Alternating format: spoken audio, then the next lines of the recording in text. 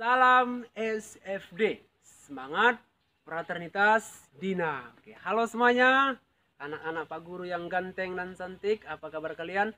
Bapak berharap masih dalam keadaan sehat. Situasi kita saat ini masih harus dalam belajar di rumah. Situasi tersebut harus kita jadikan momentum menjadi lebih dekat dengan orang tua, belajarnya semakin giat mengerjakan tugas-tugas yang diberikan oleh Bapak Ibu gurumu semua. Bapak juga berterima kasih kepada para orang tua. Halo Bapak Ibu, terima kasih atas penampingan terhadap anak didik kita. Tetap semangat, ajari anak-anak di rumah. Jangan putus asa ya Bapak Ibu. Oke. Anak-anak semua, pada kesempatan ini Bapak akan membuat video pembelajaran mengenai matematika kelas 5 semester 2 tentang membaca dan menafsirkan data. Kamu tonton video ini baik-baik, jangan dilewatkan supaya mudah memahami materi pelajaran ini. Oke, sekarang kita masuk ke tujuan pembelajaran. Tujuan yang pertama adalah siswa mampu membaca dan menafsirkan data yang disajikan dalam daftar tabel dan diagram gambar. Yang kedua, siswa mampu menganalisis data yang disajikan dalam daftar tabel dan diagram gambar. Kita sudah tahu tujuan pembelajarannya. Yang kedua ini nantinya harus kita capai ya. Kedua tujuan pembelajaran ini harus kita capai. Oke, sekarang mari kita masuk langsung ke materi. Membaca data berarti menyebutkan informasi yang ada pada data. Sementara menafsirkan data berarti mencari informasi lain yang tidak tertulis pada data. Misalnya data tertinggi, data terendah, jumlah data, dan selisih data. Oke, sudah dapat dibedakan kan mana membaca data, bagaimana menafsirkan data. Itu sangat mudah, supaya lebih mudah lagi, mari kita perhatikan contoh soal berikut ini. Nah, sekarang contoh yang pertama, kita membaca dan menafsirkan data dalam bentuk tabel. Tabel ini merupakan jumlah produksi sampah beberapa kota tahun 2017. Oke, nama kotanya A, B, C, dan D. Produksi sampahnya 400, 200, dan berbeda-beda. Nah, sekarang informasi yang kita peroleh dari tabel ini. Nah, 1. Kota A memproduksi sampah sebanyak 400 ton.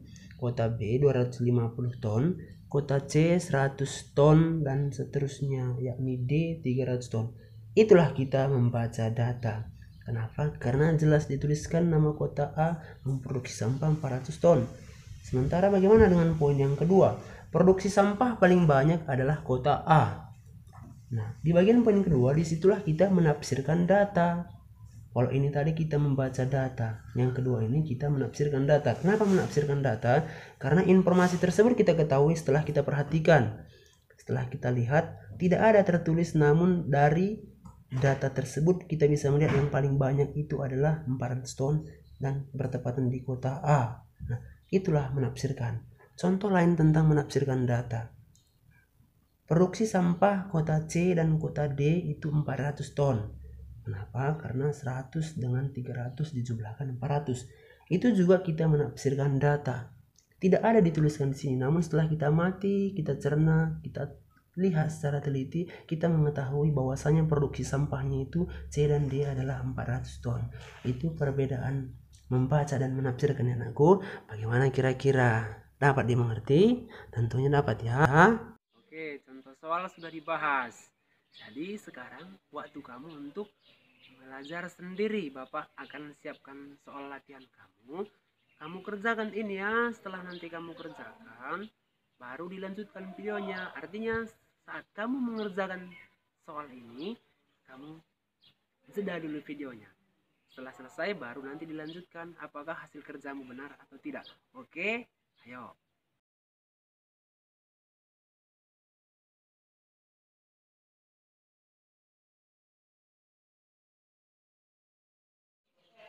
Sudah siap? Oke, kalau sudah siap nakku, coba bandingkan jawabanmu dengan kunci yang sudah Bapak buat ini.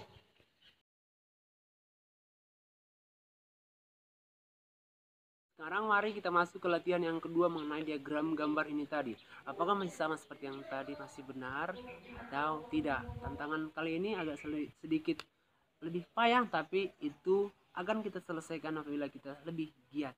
Oke, mari. Oke, sekarang kita akan masuk kepada bagian membaca dan menafsirkan data dalam bentuk diagram gambar. Kita perhatikan ya. Diagram gambar merupakan diagram yang menyajikan data menggunakan gambar untuk mewakili banyaknya data. Satu gambar dapat mewakili jumlah tertentu. Perhatikan contoh berikut. Nah, ayo kita lihat. Data ini merupakan data pekerjaan orang tua siswa. Jenis pekerjaan banyak siswa. Ada jenis pekerjaannya PNS, ada pegawai swasta, ada wirausaha. Nah, gambarnya bisa kita lihat di sini ya. Namun pada keterangan harus kita teliti. Lihat. Satu gambar mewakili dua siswa. Nah, apa maksudnya itu? Nah, itu akan terjawab setelah kita masuk kepada contoh soal ini. Informasi yang dapat kita peroleh dari diagram di atas adalah sebagai berikut. Orang tua siswa yang bekerja sebagai PNS ada 4 kali 2 orang. Sama dengan 8. Apa maksudnya 4? Kita lihat dulu gambarnya. PNS. Ada berapa gambar rupanya di sana? 1, 2, 3, 4. 4 gambar. Kita kembali ke keterangan. Satu gambar mewakili 2 siswa. Oleh sebab itu 4 kali 2 orang. 4 gambar kali 2 siswa sama dengan 8 orang. Nah, itu ya. Jadi orang tua siswa yang bekerja sebagai PNS ada 8 siswa atau orang. Paham ya? Nah, yang kedua kita lihat. Paling banyak orang tua bekerja sebagai pegawai swasta. Kok begitu? Maka mari kita lihat. Pegawai swasta berapa rupanya gambarnya? 1, 2, 3, 4, 5, 6. Nah, sementara yang lain hanya 5, hanya 4. Oleh sebab itu 6 gambar ini maka paling banyak orang tua siswa itu bekerja sebagai pegawai swasta. Nah, jadi kalau timbul pertanyaan, yang paling sedikit itu apa, Pak? Nah, kita lihat gambarnya mana paling sedikit. Nah, gambar mana yang paling sedikit? Tentu PNS. Berapa gambar? 4. Paling banyak adalah pegawai swasta, paling sedikit itu adalah PNS, gitu dia ya. Nah, jadi yang mana ini membaca, yang mana menafsirkan? Nah, yang membaca adalah ini bagian poin pertama. Orang tua siswa bekerja sebagai PNS ada 8 siswa atau 8 orang karena jelas dibuat di sini. Sementara yang bagian poin kedua ini itulah kita menafsirkan. Nah, seperti tadi penjelasan pertama, paling banyak, paling sedikit, selisih itu masuk tergolong ke menafsirkan. Oke, paham ya aku? Oke, itu dia. Sekarang di depan kamu sudah Bapak siapkan contoh soal. Contoh soal ini nantinya kamu kerjakan ya. Caranya sama seperti yang pertama tadi. Kerjakan, setelah selesai baru dikoreksi. Oke, sekarang waktunya kamu mengoreksi hasil yang sudah kamu kerjakan. Bandingkan dengan jawaban yang sudah Pak siapkan ini. Lihat bagaimana hasilnya. Benar atau salah? Kalau salah berarti kamu tadi kurang teliti. Kalau benar, wow, kamu hebat. Oke, sekarang Bapak sudah siapkan latihan untuk kamu.